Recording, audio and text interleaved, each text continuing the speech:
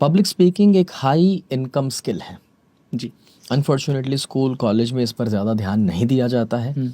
But मैं मानता हूँ कि अगर आप ऐसी जगह पे खड़े रह के एक साथ 100 200 हज़ार लोगों को इन्फ्लुएंस कर सकते हैं, अगर ये कला आपके पास आ जाए तो आप जल्दी सफल हो सकते हैं। और मैंने तो अपनी लाइफ में एक्सपीरियंस किया ही किया है।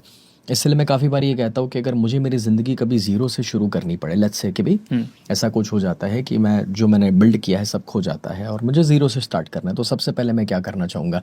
तो मैं हमेशा ये कहता हूँ कि मैं सबसे पहले स्टेज पे वापस आना चाहूँगा। क्योंकि 1-to-1 में मेरा सेल्स का लिमिट एक ही इंसान के साथ का है। स्टेज पे 1-to-many मैं सेल्स कर सकता हूँ। इसलिए पहले तो हर एक को ये सीखना चाहिए। That's number 1। नंबर 2, अब सवाल आता है कैसे सीखें। तो देखिए, काफ़ी सारे लोगों को ना पब्लिक स्पीकिंग का डर रहता है। अमेरिका में एक रिसर्च हुआ था कि इंसान को किस चीज़ का सबसे बड़ा डर है।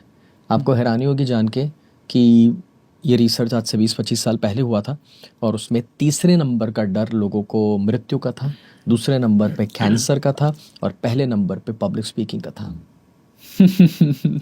अब अमेरिका जैसे देश में अगर 20-25 साल पहले नंबर 1 पे अगर पब्लिक स्पीकिंग का फियर है, तो आप समझ पाएंगे कि इंडिया में किसी को अगर ये डर है तो वो एक कॉमन फियर है, स्टेज पे आना, किसी के सामने बात करना। लोगों के हाथ पांव कांपने लग जाते हैं खड़े होते ही। जी। इवन जो कंटेंट क्रिएटर्स है जब शुरू करते हैं तो उनके लिए वीडियो बनाना भी मुश्किल होता है। तो ये क्यों डर लग रहा है, पहले तो हम वो समझते हैं।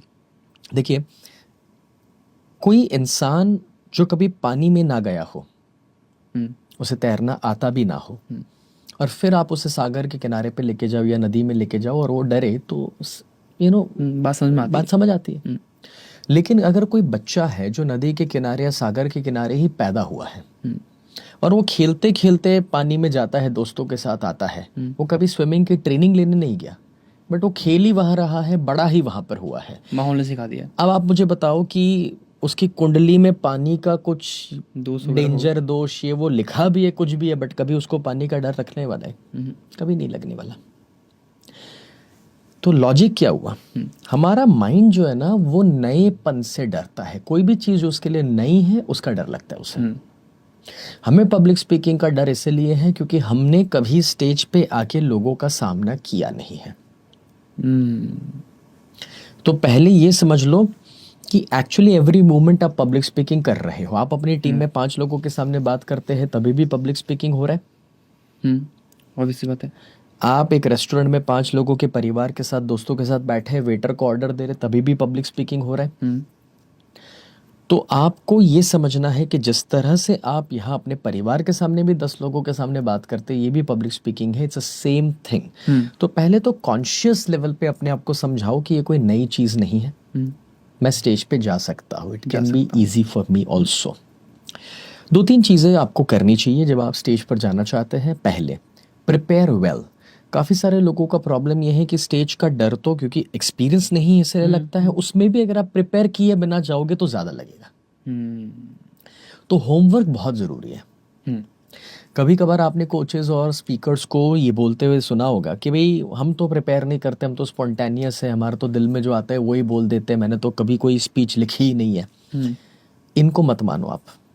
उसका कारण है वो लोग 10 साल से स्टेज पर बोल रहे हैं, कोई 15 साल से बोल रहा है, कोई 5 साल से बोल रहा है, इसलिए वो प्रिपेयर नहीं करेगा तो चलेगा, प्रैक्टिस होगी उन्हें। यस।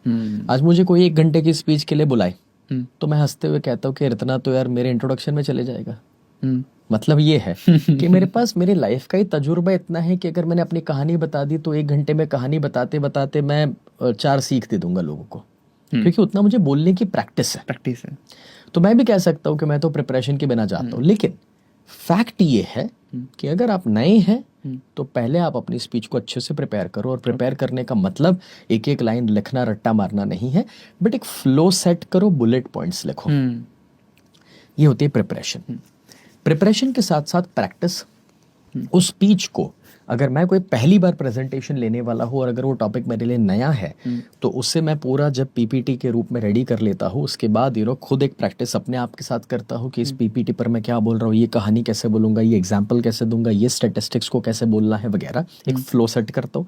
उसके बाद मैं करीब के 2-4 लोगों को, ऑफिस वाले जो मेरे एक्सपर्ट है, मैनेजमेंट में जो लोग हैं जो मुझे इनपुट्स दे सकते हैं, उनके सामने प्रेजेंट करता हूँ।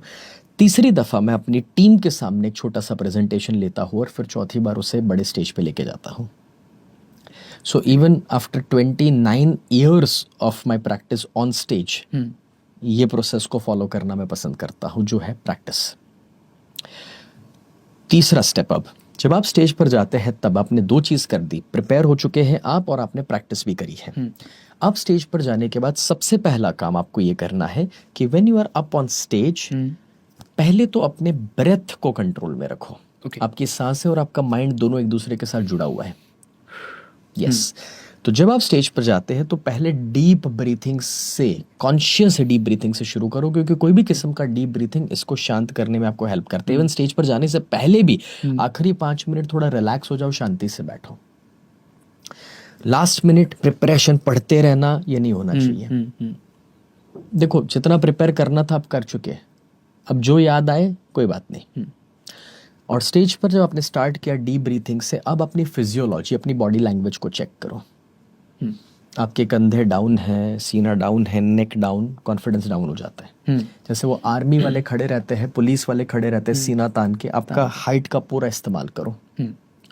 आपकी फिजियोलॉजी जितनी अप है उतना आपका कॉन्फिडेंस अप रहेगा.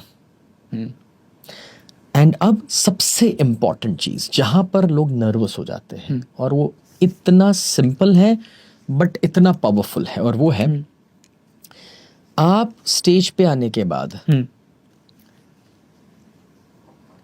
सेल्फ कॉन्शियस मत हो जाओ कि सामने वाले लोग मुझे जज कर रहे हैं. मेरा पैंट बराबर है, बेल्ट बराबर, बाल बराबर, टाइट ठीक है, मैं कैसा लग रहा हूँ. सेल्फ कॉन्शियस मत हो जाओ. आपको लग रहा है सब आपकी ओर देख रहे हैं और जज कर रहे हैं. आप सच भी हो, लोग करेंगे. मैचिंग टाई है नहीं, घड़ी कैसी, जूते, सब देखेंगे. बट वो पहली 1-2 मिनट ही होता है, उससे ज्यादा किसी को परवाह भी नहीं आप में. फिर जो जीतेगा वो आपका प्रेजेंटेशन और कंटेंट है. तो आप काले हो, नाटे हो, दांत आगे पीछे है, कोई लेना देना नहीं है, टेंशन मत लो इन सब चीजों आपकी का. प्रेजेंटेशन मैटर करती है.